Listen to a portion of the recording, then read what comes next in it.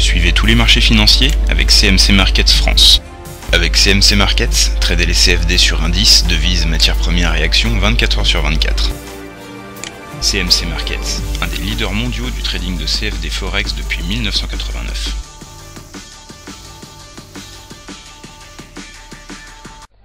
Salut, c'est Trado. Voilà la vidéo de mise à jour pour l'indice parisien. Alors, de manière assez traditionnelle, on l'avait signalé à plusieurs reprises, il y a une sorte d'essoufflement qui a été consécutif à l'incapacité d'aller chercher des nouveaux plus hauts. Donc on a eu un harami le 8 août qui a été invalidé le 9 août, mais là le 10 août, c'est-à-dire hier, on a dessiné une figure très dangereuse appelée en chandelier japonais le Tristar, c'est-à-dire voilà, un doji suivi d'un autre doji et d'un troisième doji. Bon, cette figure n'est pas parfaite, mais en fait elle n'est jamais parfaite, puisque c'est pas de véritables doji, ce sont des doji dans l'esprit, à savoir que voilà, le niveau d'ouverture et de clôture sont quasiment similaires. Ça veut dire qu'on a bataillé toute la séance, mais on clôture sur le même niveau que le niveau d'ouverture. Bon, ce sont des doji dans l'esprit. Et il faut savoir que les Tristars sont des figures très très rares, qui sont généralement annonciateurs d'une très forte correction, voire même d'une inversion de tendance.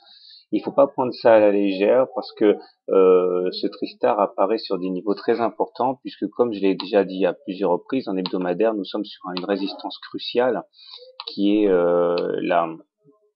la Bollinger supérieure. Vous voyez bien qu'en séance hebdomadaire, on est venu traverser cette Bollinger supérieure ici, mais nous avons complètement échoué à maintenir les positions et nous avons clôturé en dessous de la Bollinger supérieure. Autrement dit, cette Bollinger a joué son rôle parfaitement.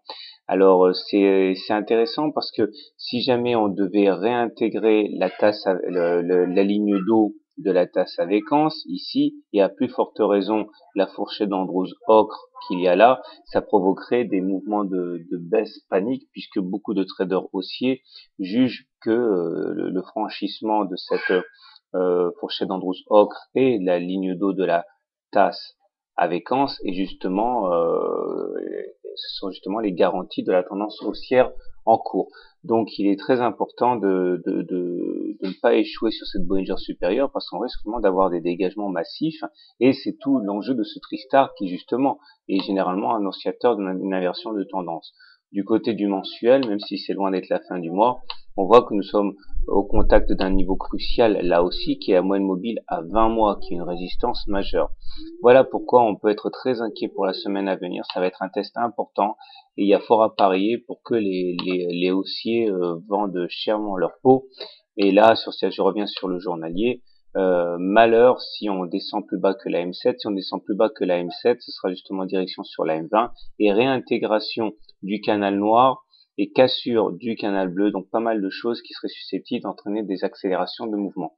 Au niveau des indicateurs, pour l'instant, tout est au vert, puisqu'on est au-dessus d'une M7 croissante, au-dessus d'une M20 croissante, avec un stochastique en zone de surachat, puisque supérieur à 80, un MACD supérieur au signal et un momentum positif.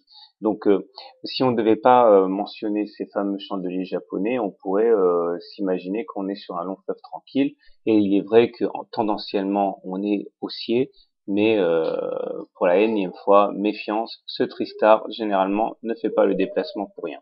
Voilà, bon week-end, bon trade, et à tout de suite pour une analyse de l'or. CMC Markets, un des leaders mondiaux du trading de CFD Forex depuis 1989.